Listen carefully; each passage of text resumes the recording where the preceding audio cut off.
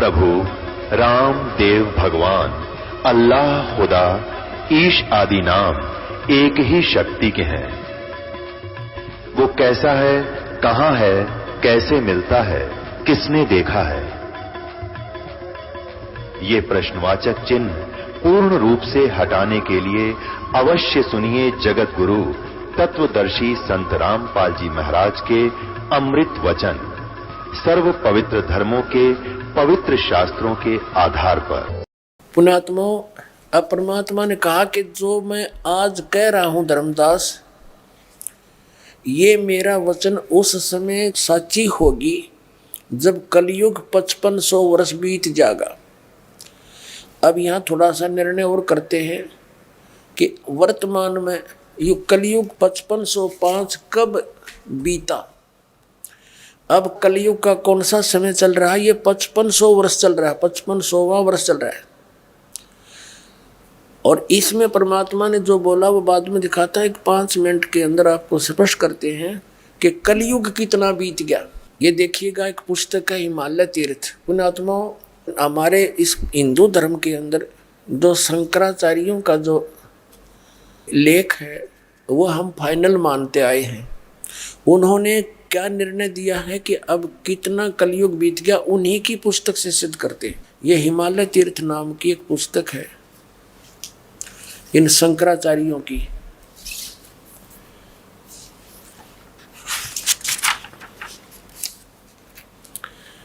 JP Namboori, उप मुख्य कार्य अधिकारी, श्री बद्रीनाथ केदारनाथ मंदिर समिति का। ये है, प्रकाशक है रंजू चक्रवर्ती, 76A/1 बामाचरण राय रोड, कलकत्ता।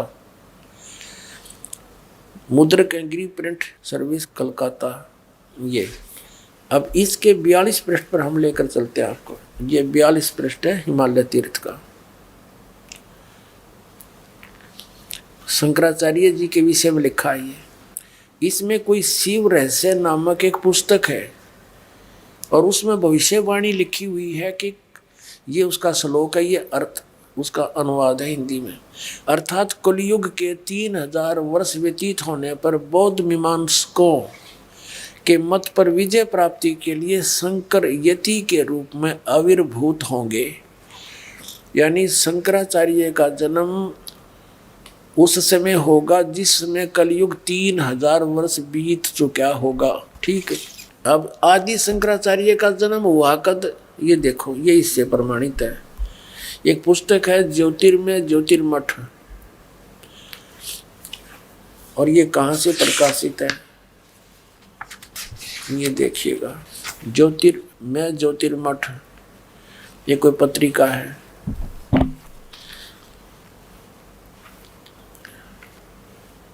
संपादक है, लेखक एवं संकलन करता है विष्णुदत्त शर्मा, अध्यक्ष आध्यात्मिक उत्थान मंडल दिल्ली से। प्रेरणा स्रोत ये है इनके सुबोधानंद ब्रह्मचारी जी, मुद्रक है फाइन प्रिंट एंड पैक्स। ये सारा कुछ इनका यहाँ पर है। इसके हम 11 पृष्ठ पर आते हैं। ये 11 पृष्ठ है इसका नीचे। इसमें शंकराचार्य के जीवनी लिखी है, आदि शंकराचार्य जी की।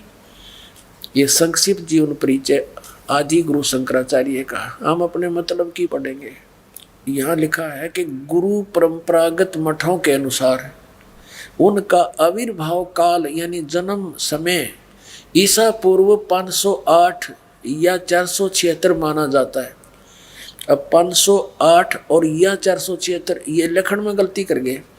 500 ईसा पूर्व 508 है ये, और 32 वर्ष उनकी आयु रही थी। 32 वर्ष की आयु में वो मृत्यु को प्राप्त हो गए थे।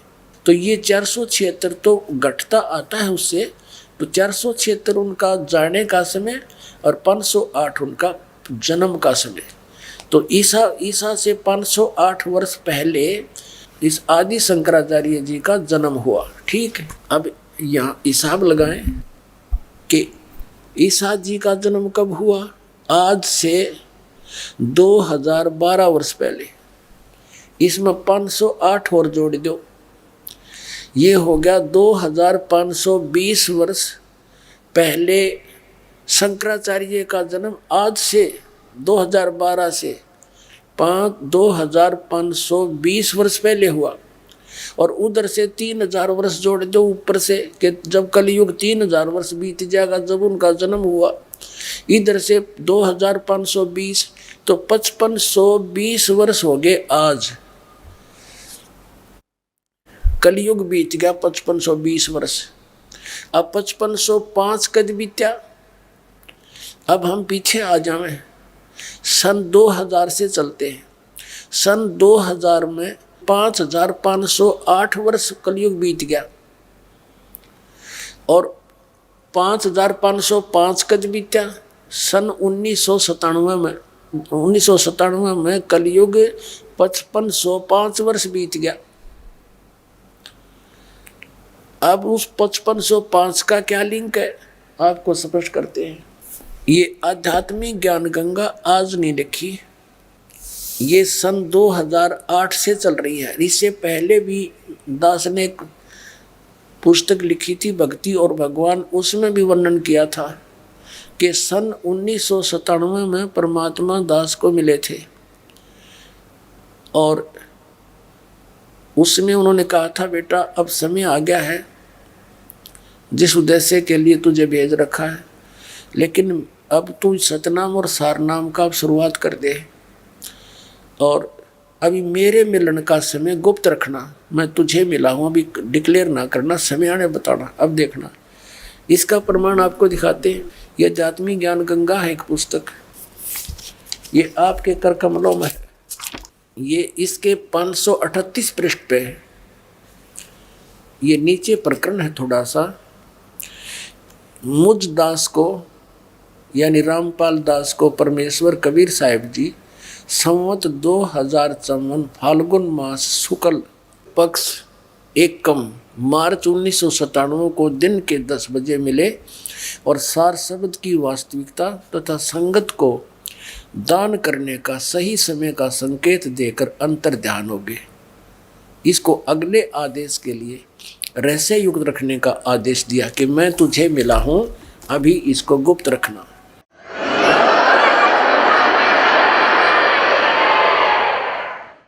अब देखिएगा, अब आगे आपको बताते हैं।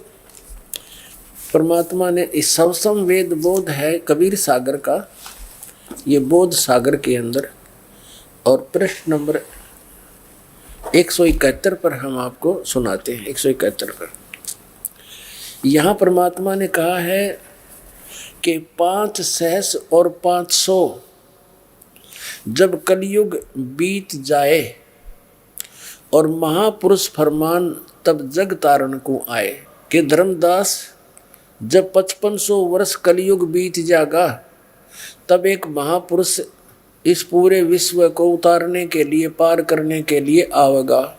हिंदू तुर्क आदि सब है जेते जीव जहान, और सतनाम की साख गहे वह पाम पद निर्वाण। निर्वाण माने मोक्ष। परमात्मा कह रहे हैं कि चाहे हिंदू हो चाहे मुसलमान हो, और उसके बाद जो भी काल हमें आगे डिवाइड करेगा, जेते जीव जहान होय होय, और सतनाम की साख गए वो पावे पद निर्वाण।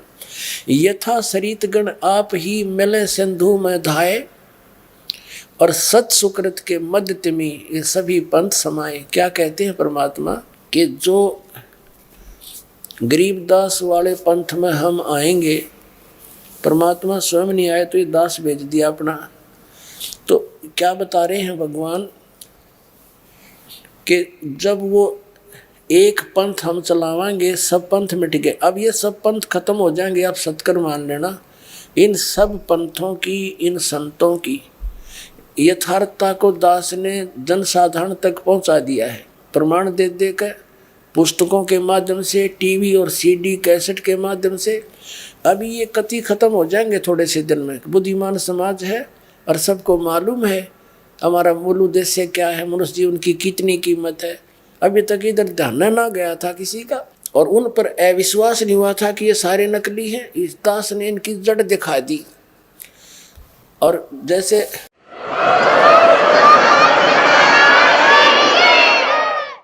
अब हम जब छोटे छोटे थे, वर्षा के दिनों में हम क्या करते थे, दास का जन्म किसान परिवार में हुआ, तो वहाँ क्या करते थे, एक खेत में कहीं पर आम उग जाते थे वर्षा के दिनों में, छोटे छोटे पौधे, और वहाँ से कहीं नीम उग जाते, कहीं पीपल, उनको वहाँ से उठा के दूसरे खेत में लगाने जाते थे। छोटे छोटे बालक थे, यही काम लगे रहते थे।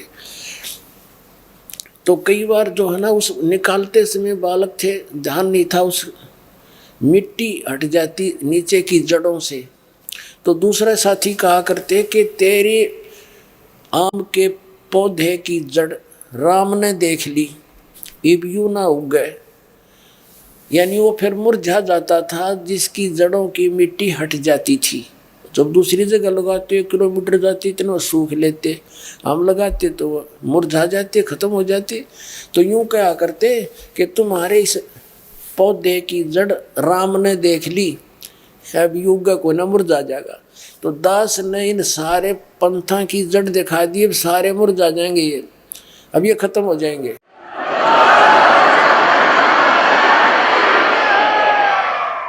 अब ये थोड़े से दिन के मेहमान हैं, ज़्यादा समय नहीं लगेगा, क्योंकि बुद्धिमान समाज है। सभी महापुरुषों ने प्रमाण दे रखे हैं। नास्त्रेदमस की वाणी आप पढ़ लीजिए, इस ज्ञान गंगा पुस्तक में लिखी हुई है।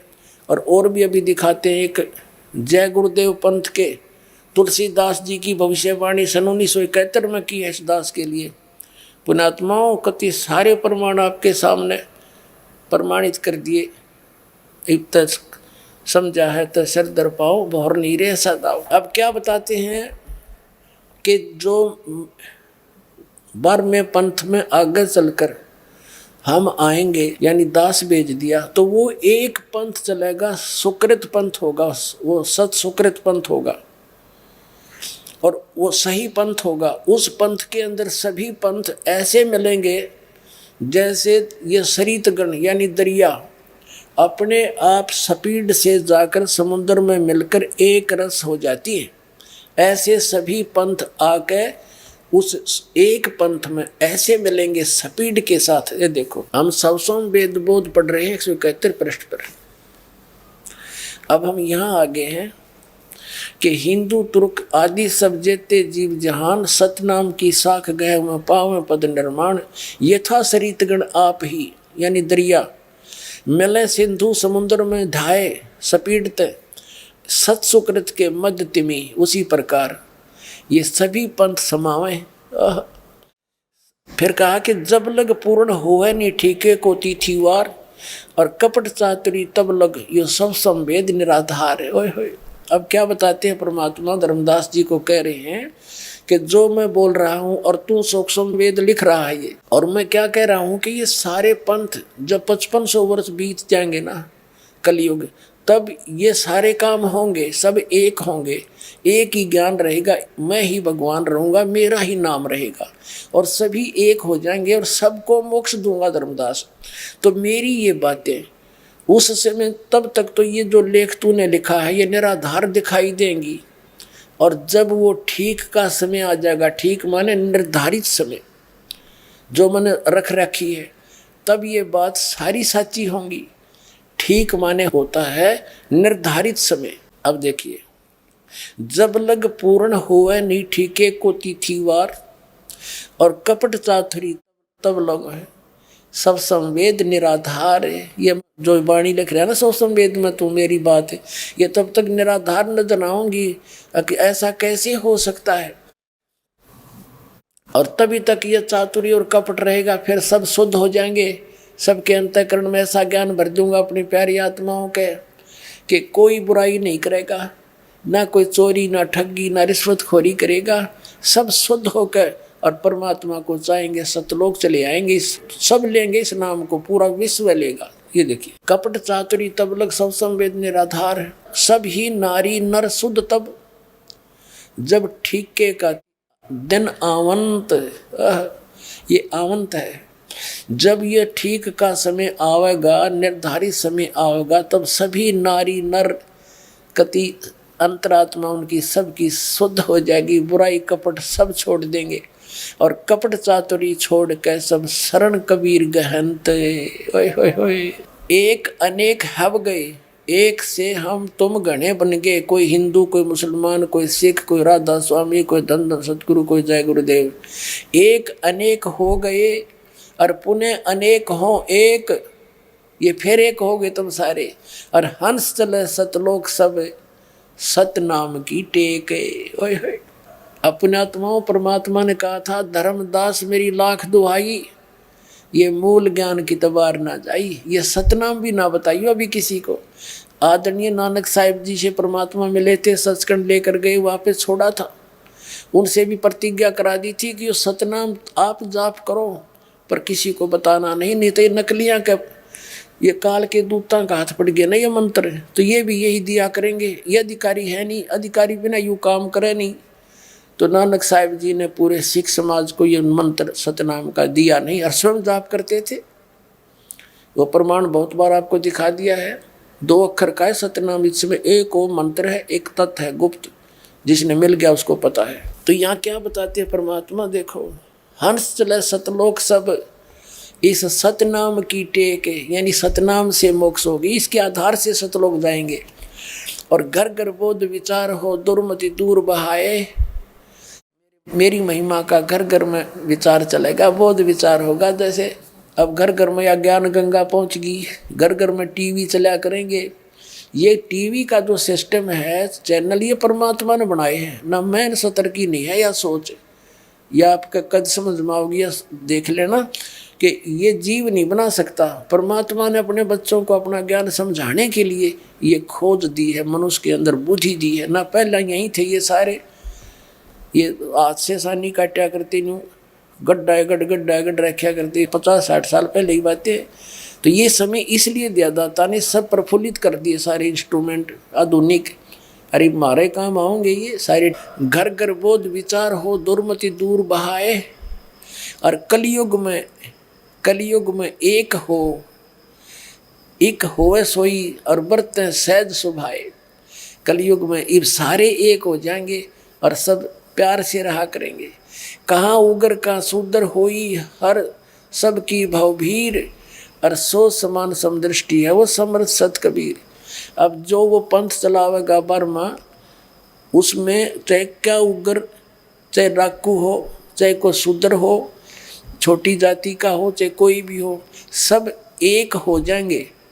यानी सब की भवभीर और सो समान दृष्टि है समर्थ सत कबीर।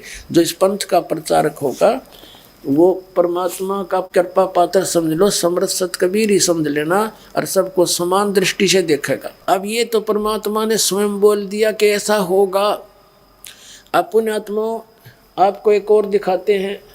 एक पुस्तक है जय गुरुदेव की वाणी, अमर वाणी, और ये श्री जय गुरुदेव पंथ के श्री तुलसीदास जी प्रवर्तक हुए हैं, उनकी भविष्यवाणी है इसमें। अपने आत्मा एक तो भविष्य वक्ता होता है और एक परमात्मा होता है। परमात्मा ने जैसे ये पूरे ब्रह्मांड रच रखे हैं, पृथ्वी को गति दे रखी है, ये चल रही है अपने हिसाब से, और कोई खगोल भगोल का ज्ञाता और ये बता दे कि परसों यानी तीसरे दिन सूर्य 6:20 पर उदय होगा, तो वो तो अच्छी बात है। वो ना बताता तो भी उदय होना ही था उसने उसी टाइम पर, उसने ठीक है ज्ञान हो गया तो उसने बता दिया, तो बड़ी अच्छी बात है। तो जैसे ही भविष्य वक्ता तो हैं, परमात्मा के विधान को सिर्फ बता सकते हैं कि ऐसा होगा। और जिसने खुद विधान बना रखा है वो खुद कह रहा है कि 5500 वर्ष जब बीत जाएंगे हम आएंगे इस पूरे विश्व को उतारने के लिए। दास भेज दिया, खुद ना आए थे। अब देखो जय गुरुदेव पंथ के प्रवर्तक तुलसीदास जी क्या भविष्यवाणी करते हैं इस दास के लिए। जय गुरुदेव की अमरवाणी भाग 2, ये कहाँ से प्रकाशित है? ये हैं वो तुलसीदास जी। अब ये हैं श्री तुलसीदास जी, जय गुरुदेव पंथ के प्रवर्तक परम संत तुलसीदास जी महाराज। अब इनके अनुयायी तो नौका लिखे हैं कि विश्व को शांति अभी नहीं से होगी, ये मरे गए वह शांति नहीं हुई इन तक। अब देखो जय गुरुदेव की अमरवाणी शाकाहारी सदाचारी बाल संघ से संकलित प्रकाशक हैं दिव्या शर्मा, 88 साकेत कॉलोनी, मथुरा, उत्तर प्रदेश। और मुद्रक है अर्जेंट प्रिंटर्स, पुराना बस स्टैंड, मथुरा, उत्तर प्रदेश। हम इसके 59 पृष्ठ पर पढ़ेंगे, पहले 59 पे। ये शाकाहारी पत्रिका 28 अगस्त 1971 में छपी थी। इन्होंने यहाँ बताया है ये परिवर्तन का कारण भारतवर्ष बनेगा। ये काफ़ी कुछ लिखा है इसने। मुस्लिम राष्ट्रों में भारी कलह होगी, सभी मुसलमान आपस में लड़कर समाप्त हो जाएंगे, ऐसे ऐसे। अब यहाँ बताया है कि महापुरुष का जन्म भारतवर्ष के एक छोटे से गांव में हो चुका है। महापुरुष का जन्म भारतवर्ष के एक छोटे से गांव में हो चुका है और वह व्यक्ति मानव इतिहास का सबसे महत्वपूर्ण व्यक्ति बनेगा। उसे जनता का इतना बड़ा समर्थन प्राप्त होगा कि आज तक किसी को नहीं मिला है।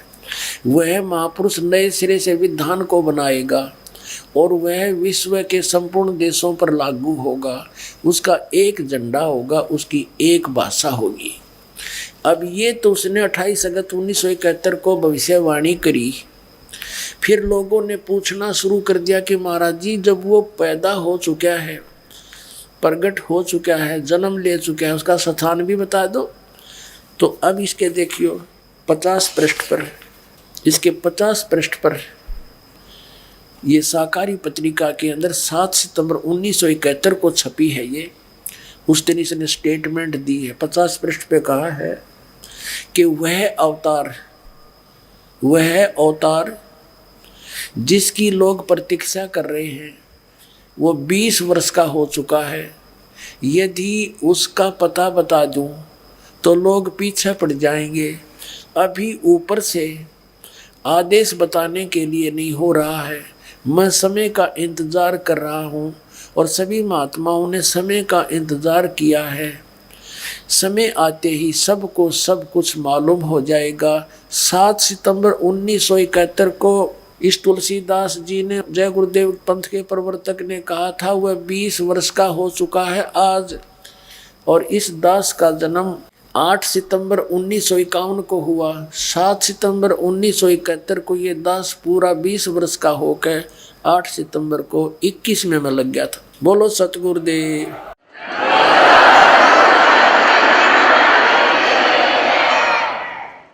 अब परमात्मा कहते हैं, समझा है तो सिर धर पाओ और बहुर नहीं रह सदाओ। अब सब कुछ निष्कर्ष हो गया पुण्यात्माओं। सौभाग्य आपका, आपका जन्म इस प्राइम टाइम के अंदर बिजली पीढ़ी में है। और परमात्मा ने कहा कि 101 पीढ़ी पार करूंगा तुम्हारी 101 पीढ़ी को। बोलो सतगुरुदेव।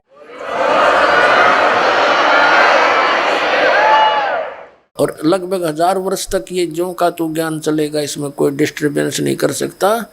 परमात्मा ने कहा था कि 9 मन सूत उलझिया ऋषि रहे जखमार और सतगुरु ईसा सुलझा देगा। फिर उलझे ना दूजी बार। अब अध्यात्म ज्ञान नहीं उलझेगा इस कलयुग में। भक्ति कोई करियो चाहे ना करियो। बोलो सतगुरुदेव।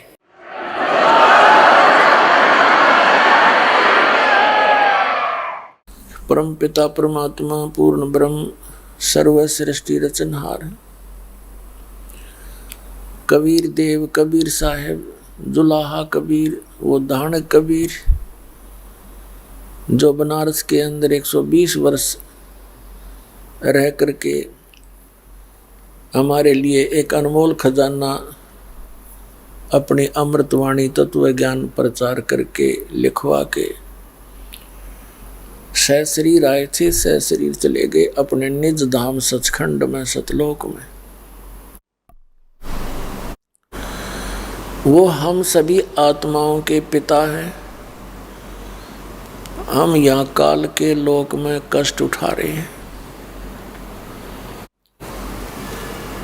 पुण्यात्माओं, जिसमें आपकी ये ज्ञान वाली आँखियाँ बन जाएंगी, आपके ये तत्व ज्ञान का चश्मा लग जाएगा, उस दिन आपको ये जीवन नरक दिखाई देगा। ये पूरे विश्व में चाहे कोई किसी पोस्ट पर बैठा है और चाहे कोई कितना धनी है चाहे गरीब है, यहाँ इस काल ने हमें इतना नशा करके रखा हुआ है कि हम इन कष्टों को कष्ट ही महसूस नहीं कर रहे, जैसे किसी ने शराब पी रखी थी और दोपहर के समय में गर्मियों में जून के महीने में बाहर पड़ा है, पसीना पसीना हो रहा है और रेत उसके सारे लगा हुआ है, टट्टी पेशाब अंदर ही कर रखी है। उसको कोई कहता है कि चल उठ, तेरे को कुछ छाया में लिटा देता हूं। वो कहता है बस छोड़ दे, मौज हो रही है, क्योंकि उसको पता ही नहीं, क्योंकि वो होश में नहीं है।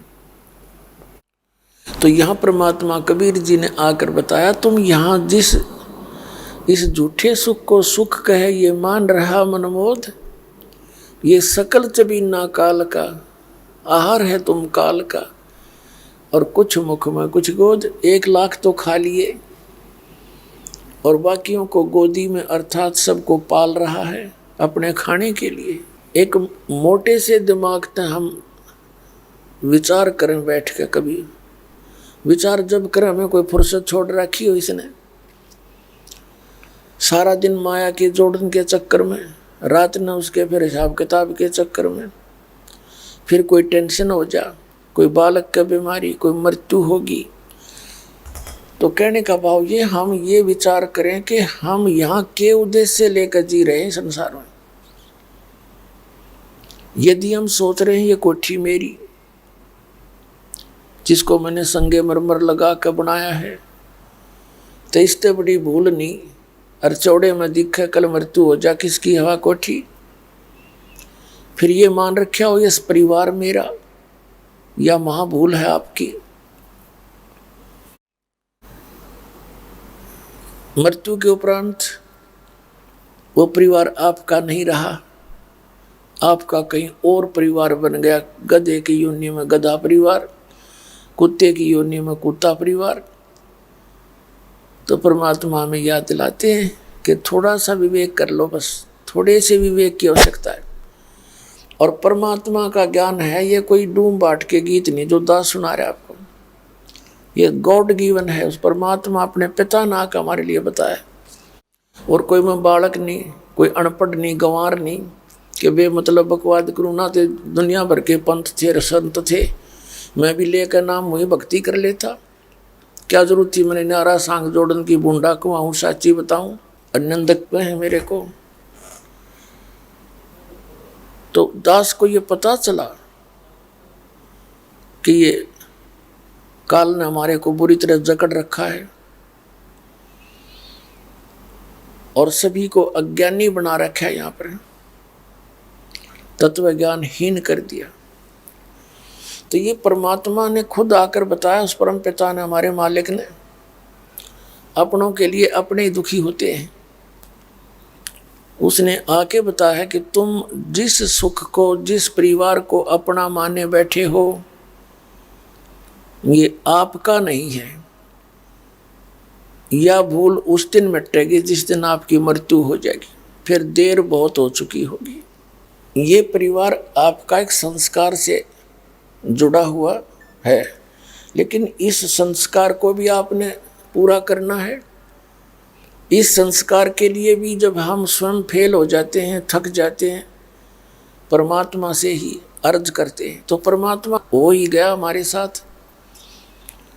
अब ये संस्कार जो आपके हैं ये भी बहुत आसानी से सुलझ जाएंगे।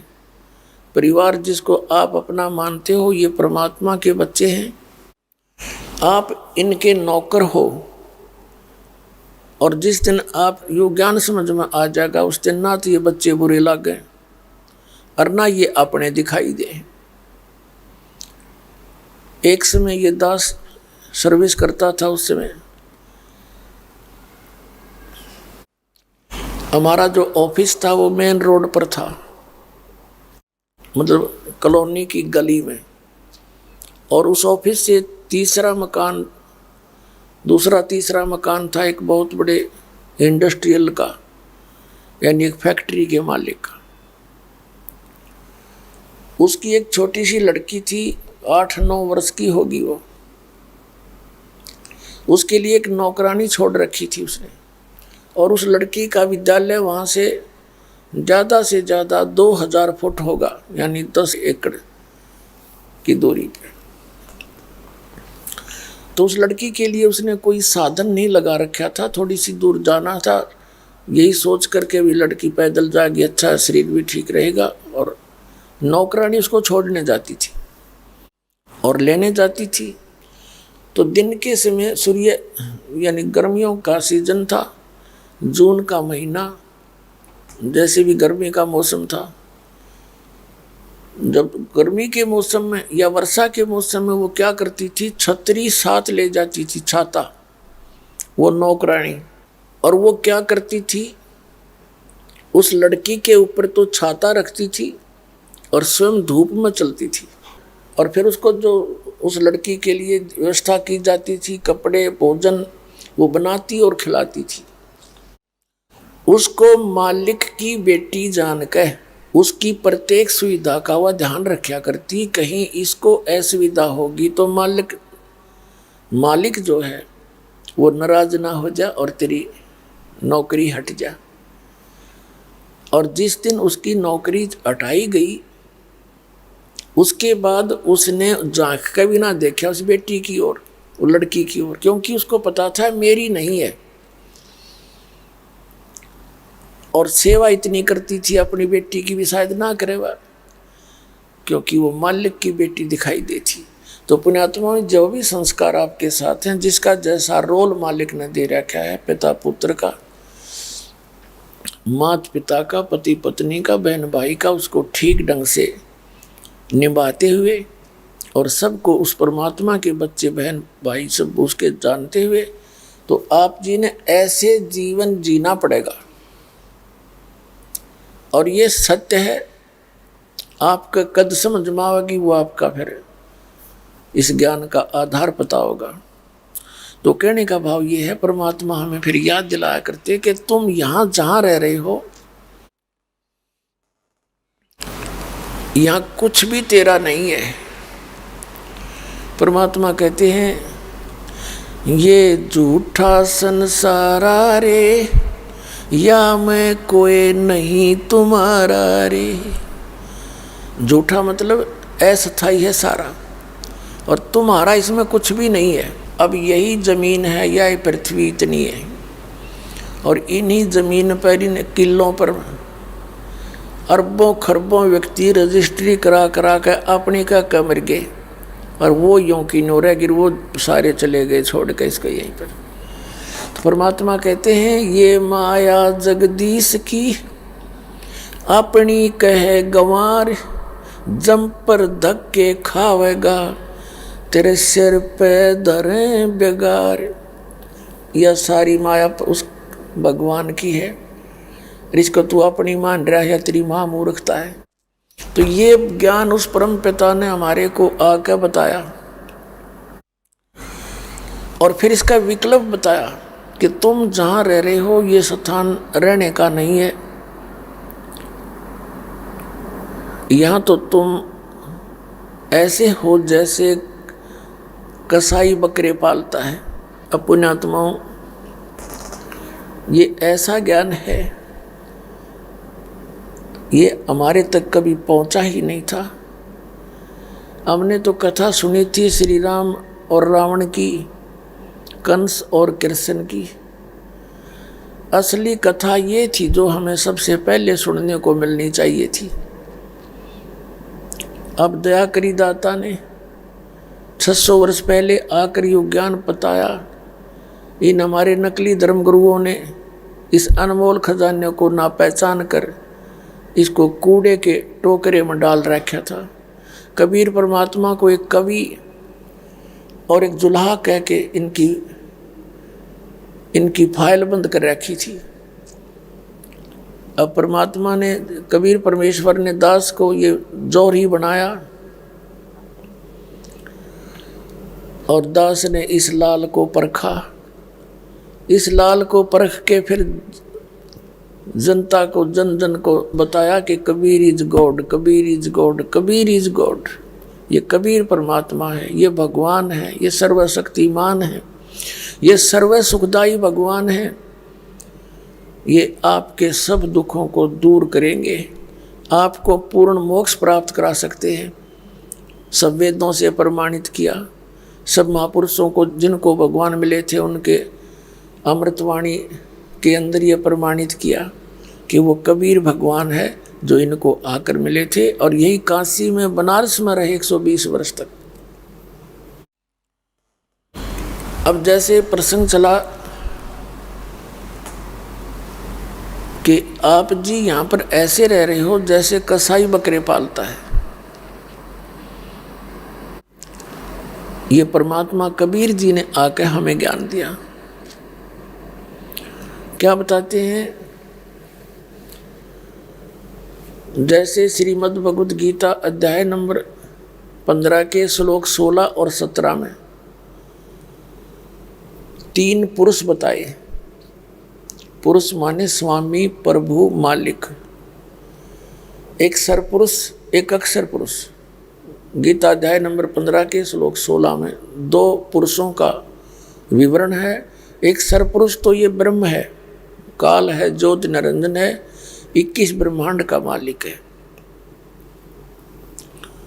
और अक्षर पुरुष जिसको परब्रह्म भी कहते हैं, ये 7 शंख ब्रह्मांड का मालिक है, नील, पद्म, शंख। और ये दोनों और इनके अंतर्गत जितने प्राणी हैं ये सभी स्थूल शरीर इनका नाशवान है। जीवात्मा किसी की मरती ही नहीं है, तो विषय अलग है। फिर 15वें अध्याय के 17वें श्लोक में कहा है कि उत्तम पुरुष है तू अन्य, परमात्मा इति उदारते, ये लोकचर्यम आविश्य विभर्ति अवैश्वर। अब क्या बताया है कि उत्तम पुरुष, जो पहले 2 पुरुष बताए हैं 16वें श्लोक में 15वें अध्याय के, उनसे कोई अन्य है उत्तम पुरुष, यानी पुरुषोत्तम, श्रेष्ठ परमात्मा, श्रेष्ठ मालिक। उत्तम पुरुष है तू अन्य परमात्मा इति उदारते, जिसको परमात्मा कहा जाता है। ओए होए। और ये लोकचर्यम आविश्य विवर्ती, जो तीनों लोकों में प्रवेश करके सबका धारण पोषण करता है, अवे ईश्वर है, वो वास्तव में अविनाशी परमात्मा है। अब इसमें परमात्मा शब्द बोला है। ईश्वर का अर्थ होता है स्वामी का स्वामी। ईश माने स्वामी, और उससे भी श्रेष्ठ, जैसे वर वधु और जैसे मुनिवर, यानी मुनि तो और भी हैं, उनमें श्रेष्ठ मुनि, उसको मुनिवर बोलते हैं। मुनि श्रेष्ठ, यानी मुनियों में श्रेष्ठ। तो इस प्रकार इसमें परमात्मा शब्द बोला है। उत्तम पुरुष है तू अन्य परमात्मा इति उदारते, जिसको परम आत्मा कहा जाता है। अब परमात्मा का अर्थ भी श्रेष्ठ आत्मा है। अब जैसे परमात्मा किसे कहते हैं? परम आत्मा, अच्छी आत्मा, श्रेष्ठ आत्मा वो है जो कभी किसी को दुख नहीं दे, किसी भी कीमत पर दुख नहीं दे, सुख ही सुख देता है, उसको परमात्मा कहते हैं। अब हमने ज्ञान ना होने से हमने इनको परमात्मा मान लिया, इस काल को, जो हमें खाता है। 1 लाख मानव शरीरधारी प्राणियों को नित खाता है और 1.25 लाख की उत्पत्ति करता है। तो परमात्मा कबीर जी ने बताया कि तुम यहाँ ऐसे रह रहे हो धर्मदास, आपकी यहाँ ऐसी स्थिति है जैसे कसाई बकरे पालता है। उन बकरों के लिए वो सब सुविधाएं देता है, चरागाह बनाता है, उनके लिए शेड झोंपड़ी डालता है, तालाब बनाता है, और 3 सेवक भी छोड़ देता है। जैसे एक तो बाहर से बकरे लावे, उसमें छोड़ दे मेल और फीमेल, फिर वो प्रजनन करे। और दूसरा उनका पाली नवावे दवावे, उन्हें खवावे प्यावे, खूब मोटे तगड़े कर दे। और तीसरा उन्हें ले जाकर कसाई के कटवा दे हत्थे पे। तो यहाँ इस काल ने अपने तीनों पुत्रों को यह ड्यूटी दे रखी है, रजगुण ब्रह्मा, सतगुण विष्णु, तमगुण शिव जी को। और ये तीनों दुखी हैं इस काम से। जैसे देवी भागवत के अंदर भगवान शंकर अपनी माता दुर्गा से कह रहा है कि माता, यदि आप हमारे ऊपर दया युक्त हो तो मुझे तमोगुण क्यों बना दिया, विष्णु जी को सतोगुण युक्त क्यों कर दिया, और ब्रह्मा जी को रजोगुण युक्त क्यों कर दिया। इनको मालूम है कि हमारे कारण ये सारा कुछ हो रहा है। तो कहने का भाव ये है, अगर तू दयालु है माता, क्योंकि दुर्गा इस काल से संबंधित है, इसे डर के या कोई भेद इनको सच्चा नहीं बताती, और उसकी व्यवस्था को वो कंट्रोल किए बैठी है। ब्रह्मा विष्णु महेश को भी आज तक अपने पिता की वास्तविकता का पता नहीं। अब परमात्मा ने बताया कि जिस समय वो कसाई आता है उन बकरों के उस झुंड में, आता ही रहता है, सारी व्यवस्था देखता है, कह के करवाता है, ऐसा रखो ऐसा करो, सफाई रखो, बकरे बीमार ना हो जाए। तो वो बकरे उसको अपना एक नेक मालिक मान के कसाई को उसके चारों तरफ आ जाते हैं, प्यार करते हैं। कोई कोई तो ऐसे पैरों को उठाकर सीने से लगाना चाहता है बकरा, और वो ऐसे देखता है, वो ऐसे उनके शरीर को छूता है कसाई, और बकरे उसको जीभ से चाटते हैं एक नेक व्यक्ति मान के। और वो ये देख रहा है, ये कह किलो का हो गया, इसमें मांस कितना का, और वो न सोचा ये तेरा खास मालिक है। अब परमात्मा बताते हैं कि तुम इसने भगवान मान रहे हो, ज्योत स्वरूपी निरंजन काल नर, इसके पुत्रों ने ब्रह्मा विष्णु महेश ने। अब तुम्हारी ऐसी बुद्धि की स्थिति है जैसी उन जीवों की है जो कसाई के बंधे पड़े हैं। अब जैसे हम देखते हैं कितनी बड़ी जमीन पृथ्वी दे रखी है, इसमें बाग बगीचे, फल फ्रूट, मेवा, काजू, किस्म, सेब, संतरे और अन्य कनक जैसे गेहूं, चने, ज्वार, बाजरा, और कितने अच्छे दिखाई देते हैं। वर्षा होती है, कभी झरने बह रहे हैं, कभी गंगा जैसी दरिया बह रही है। जमीन के नीचे जल गर्मियों में ठंडा और सर्दियों में गर्म। तो इस सारी व्यवस्था ने देखकर हमने सोचा है भगवान बड़ा दयालु मालिक, ये तो हमारी कितनी देखभाल करता है, कितनी केयर टेक करता है। लेकिन हम भूल जाते हैं इसकी दयालुता जब कहाँ गई। किसी का बेटा मर गया, किसी की बेटी मर गई, किसी की टांग कट गई, कोई अंधा होया पड़ा, किसी का कोड लग गया, परिवार का परिवार मर जाता है। तो परमेश्वर ने आकर बताया तुम जरा सा ध्यान दे लो, बस इसमें बात बन जाएगी। यहाँ सभी जितने भी प्राणी हैं ये आप ही के भाई बहन हैं। सतलोक में तुम इकट्ठे रहा करते थे, और वहां आज भी आप सभी के वो मकान खाली पड़े हैं जिसको तुम छोड़ कर आए हो। पर यह बात आपका जल्दी सी जचे को नहीं, क्योंकि आपने पहले तो यार सत्यनारायण कथा कदे सुनी नहीं, और इन नकली पंथों ने आपको ज्ञान दिया कि सतलोक में कुछ है ही नहीं। ये राधा स्वामी, धन धन सतगुरु, जय गुरुदेव, और ये कृपाल वाले, और ये सारे आगरा और व्यास वाले, ये सभी कहते हैं सतलोक में सतपुरुष प्रकाश ही प्रकाश है, चेतन ही चेतन है, और आत्मा उसमें जाकर ऐसे मिल जाती है जैसे बूंद समुद्र में। तो इन काल के दूतों ने भी आपको इतना आंट दिया, इतना ढक दिया आपके अंतःकरण को इस अज्ञान से। अब इसको हटाना ही दास के लिए बड़ा कठिन हो जाता है। बहुत सारे प्रमाण दिखाने पड़ते हैं, बहुत सारी कथाएं सुनानी पड़ती हैं, तब जाकर के वो पूर्व का पेंट आपका खुर्चा जाता है। और वो खुर्चे बिना फिर ये ओरिजिनल पेंट टका नहीं।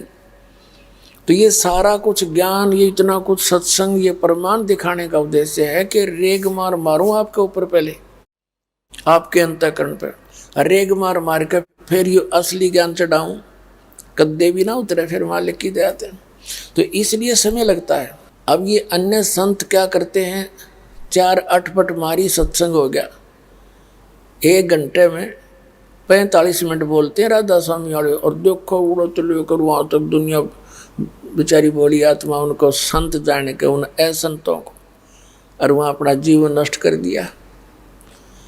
45 मिनट मुश्किल से बोले, और पता नहीं अटपट खट जो आम आदमी को ज्ञान है उससे भी निम्न सत्र का ज्ञान देते हैं, लेकिन हमने उनको संत जानकर सब बातें उनकी स्वीकार कर ली, और दास का गला पाट लिया, गड़ा फाड़ लिया, रुक के मार मार के। 2 घंटे में जो दास सत्संग करता वो तो 6 घंटे में करे इतना, क्योंकि हर तरह से हर पहलू से ज्ञान देना पड़ता है। दास का उद्देश्य रहता है जरा सी भी कोई त्रुटि यानी कोई मैटर रह गया कंसेप्ट बीच में, तो नई आत्मा एकदम विचलित हो जाती है। तो कोशिश रहती है कि हर प्रकार से प्रत्येक दृष्टिकोण से कि किसी को शंका ना रहे, लेकिन फिर भी ये ज्ञान बहुत विस्तार है और प्रथम बार सुनने में एकदम समझ में नहीं आता। इसके लिए आपको समय चाहिएगा, और परमात्मा के लिए समय नहीं था फिर किसके लिए समय करोगे तुम? जिस कारोबार को आप कर कर के थक जाते हो और फिर भी आप भगवान की तरफ चलते हो, तो क्यों ना पहले से ही मालिक को आधार मान कर चलो, फिर आपके घर के काम भी ठीक होंगे, आपका व्यवसाय भी ठीक चलेगा, आपके शरीर में भी सुख, आपके घर में भी सुख, आपके परिवार भी सुखी रहेगा। भगवान सब कुछ कर सकता है, इसीलिए इसकी खोज कर रहे हैं। यहाँ भी हम जीवेंगे, इतने सुख का सांस लेंगे और जाएंगे जो परमात्मा के जहाज में बैठ कर सतलोक चले जाएंगे। ये दूसरी बात नहीं है।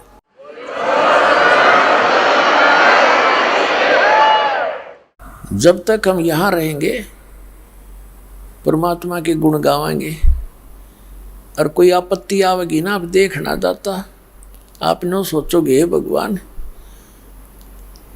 आपके ऊपर ऐसी आपत्ति दिखाई देगी जिसका कोई विकल्प नहीं दिखेगा आपने, और आप इतने चिंतित हो जाओगे। आपकी टेंशन फिर परमात्मा की टेंशन बन जाएगी। परमात्मा कहते हैं जो जन मेरी शरण है ताका हूँ मैं दास, और गेल गेल ला गया फिरो जब तक धरती आकाश।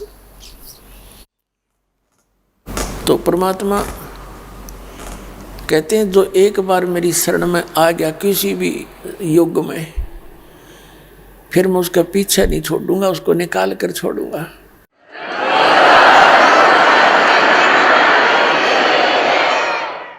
पुण्यात्माओं, आप कोई आज के नहीं लगे हो भगवान के भक्ति में, आप बहुत युगों से लग रहे हो, और ऐसे घोर कलयुग में जहाँ सब जगह हाहाकार मच रहा, और अत्यधिक मानव जो है विकारी हो गया, भगवान से भी दूर होता जा रहा है। एक औपचारिकता से भगवान बजते हैं ना, तो भगवान की आवश्यकता नहीं रह रही। क्यों? कार कोठी होगी, बढ़िया पोस्ट होगी, धन हो गया, रिश्वतखोर हो गए, फिर गुट्टी सूटी लानी, बकवाद गढ़नी, कोठी बनानी, 1 मिनट में मृत्यु हो जा और बिगड़ गई कहानी। तो ये ज्ञान हमने भगवान से पता चला कि हम जिस कार्य को करना चाहते वो छोड़ के हम इस और अटपट में लगे रहे। तो पुण्यात्माओं, परमात्मा ने स्वयं आकर के ये ज्ञान दिया है। आप आज के नहीं हो, आप युगों युगों से लगे हुए हो। अब ये जो प्राइम टाइम है भक्ति का, ये भक्ति योग शुरू हो गया। इस दास का जन्म हुआ 1951 में, 8 सितंबर 1951 को। 1947 में भारतवर्ष स्वतंत्र हुआ, तो उस समय तक यहाँ कोई शिक्षा नहीं थी। उस 1947 के बाद भारत के अंदर एकदम एजुकेशन की क्रांति सी आई है, और दास को भेजा 1951 में परमात्मा ने, और अब ये सब शिक्षित हो गए, बूढ़े से लेकर बालक तक। और आप एक एक पहलू पर विचार करोगे तो आपको पता चलेगा ये सारा काम हो कैसे रहा है। जैसे ये टेलीविज़न सन 2000 से पहले ये चैनल नहीं थे। एक वो सरकारी चैनल चला करता, वो भी उन ऊपर लटटांगे रहा करते, वो कभी गिर जा हवा में, कभी आवे नहीं, कभी लाइट ना रहे। ये मनुष्य सत्र की खोज नहीं है जो ये लगा रखे। इसका नाम कलयुग इसलिए रखा था कि परमात्मा बुद्धि देता है। जो इंस्ट्रूमेंट आज मालिक ने अपना संदेश पहुंचाने के लिए जिनकी आवश्यकता थी वो बनवा लिए, और इनका और कोई ये जहाज ये बम बनाने के लिए नहीं। ये जो इंटरनेट वगैरह सिस्टम बनाया है, एक जगह ज्ञान होगा और पूरे विश्व में उसका प्रचार होगा। अभी तक तो अज्ञान सुनाया जा रहा है, सारी बकवास सुनाई जा रही है। ये मीडिया का काम है, ये अटपट करें सारे दिन अपने स्वार्थ बस, कोई कुछ किसेगी सच्ची किसेगी झूठी, ये सुना में जनता को अंतःकरण खराब कर दिया दूना। नाचने गाने इसमें बकवाद भर रखी। ये बनवाया परमात्मा ने है कि इसमें परमात्मा की कथा चला करेगी और घर बैठे सब देखा करेंगे और गुण गाया करेंगे उस दाता के। विकार खत्म हो जाएंगे। बुराई हमारे को इन फिल्मों से प्राप्त हुई तो इस ज्ञान से वो खत्म हो जाएगी। तो इसका एंटीबायोटिक ये प्रोसेस है जो अब शुरू हो गया। अब ये एक प्राइम टाइम है, ये वो पिछली पीढ़ी का समय है, और धन्य भाग है वो प्राणी जिनका आज मनुष्य जन्म है, और दुर्भाग्य है उनका जो मनुष्य जन्म पाकर यहाँ नहीं पहुँच पाएंगे। देखो पुण्यात्माओं, दास ने अपनी जान हथेली पर धर के ये आवाज़ लगानी शुरू करी थी। मैंने इसकी प्लस माइनस सारी लगा ली थी, और पिछले इतिहास भी मुझे पता है कि नकलियों ने उन महापुरुषों को क्या दिया है। उसको ईसा मसीह जी को क्रश कर दिया, और भी बहुत से महापुरुषों के साथ इन्होंने बहुत जुल्म गुजारे। लेकिन सब कुछ देखते हुए परमात्मा के आदेश से दास ने सब के विषय में बोल दिया, और सच्ची कह दी कि ये झूठे हैं, इनका ज्ञान झूठा है, ये मनुष्य जीवन अपना भी बर्बाद करें और आपका भी नाश करें, और प्रमाण के साथ बता दिया।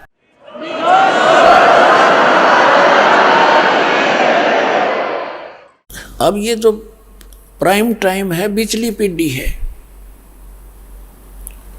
और जिनका अब मानव शरीर है और वो इस शरण में आवेंगे। वैसे तो परमात्मा का आपको श्याम ने विधान पढ़ा के सुनाया था, पढ़ के सुनाया था, और आपको दिखाया भी था कबीर सागर में कि अब वो 5500 वर्ष कलयुग बीत चुका है, और परमात्मा ने कह रखा है कि धर्मदास जब ये 5500 वर्ष कलयुग बीत जाएगा तब पूरे विश्व में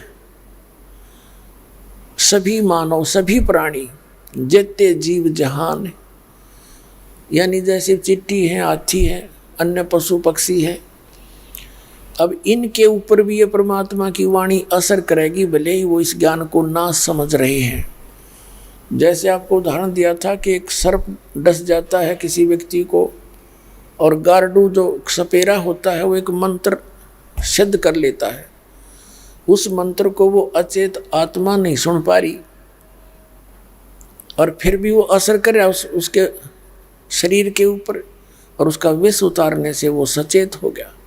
ऐसे हमारी आत्मा के ऊपर इस अज्ञान का और पाप कर्मों का विष चढ़ रहा है, और वो अन्य योनियों प्राप्त हैं जिनको, उनके ऊपर भी ये वाणी असर करेगी। और उनको जैसे आसपास के पौधे पेड़ होंगे, जैसे बच्चे हैं, भक्त हैं, खेतों में भी काम करते हैं, मजदूरी भी करते हैं, अपने पशुओं का भी संभाल करते हैं, और आज मालिक ने मोबाइल बनवा दिए, जेब में मोबाइल होता है, काम कर रहे हैं, कोई सत्संग ला रहा है, कोई रमैनी लगा रखी है, किसी ने आरती ला रखी है, कोई नित्यनेम लगा रहा है, हर काम भी कर रहा है।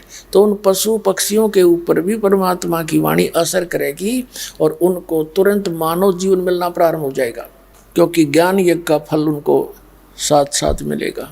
आज जो ये समय है, ये भक्ति का समय शुरू हो गया,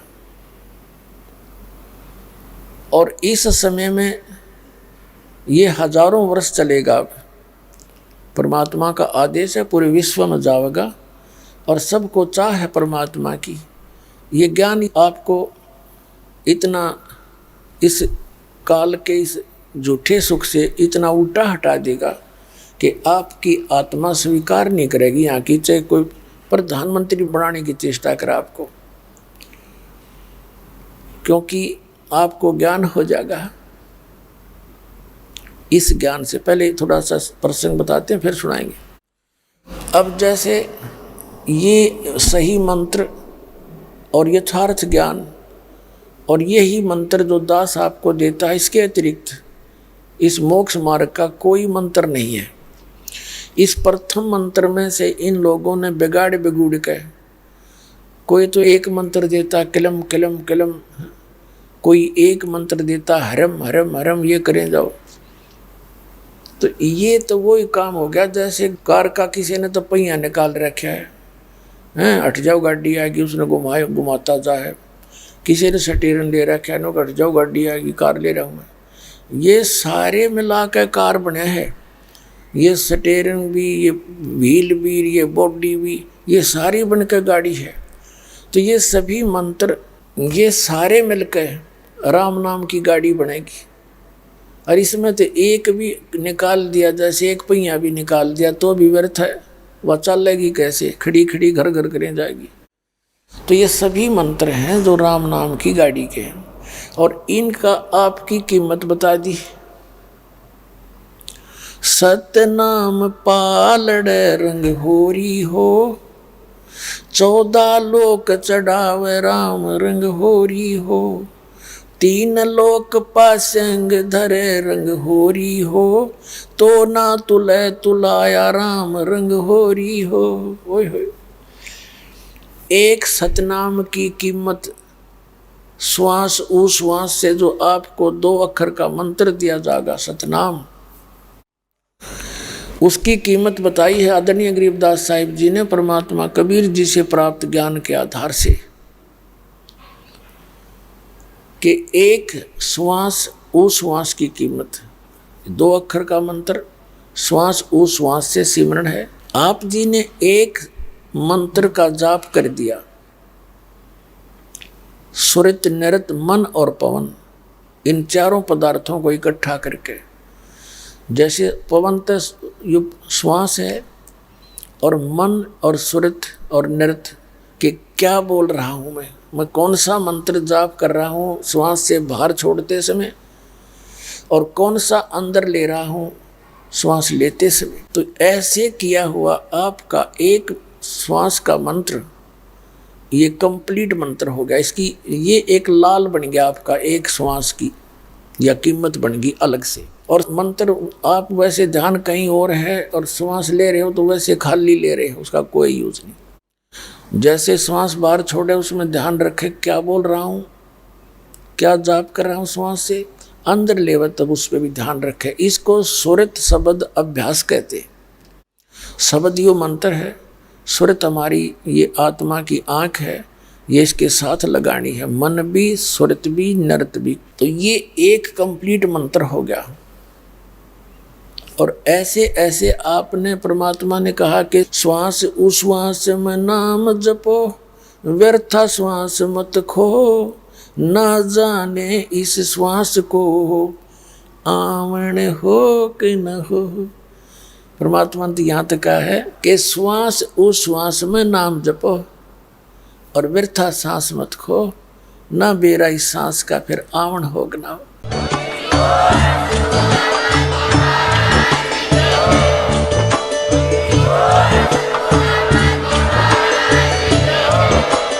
आप सुन रहे थे जगत गुरु तत्वदर्शी संत रामपाल जी महाराज जी के मंगल प्रवचन। अधिक जानकारी के लिए विजिट कीजिए हमारी वेबसाइट www.jagatgururampalji.org। संत रामपाल जी महाराज जी के शुभ आशीर्वाद से पूरे विश्व भर में 500 से भी ज्यादा नाम दीक्षा केंद्र हैं, जिन पर संत रामपाल जी महाराज जी द्वारा ऑनलाइन निशुल्क नाम दीक्षा दी जा रही है। अपने नजदीकी नाम दीक्षा केंद्र का पता करने के लिए संपर्क करें 8222880541।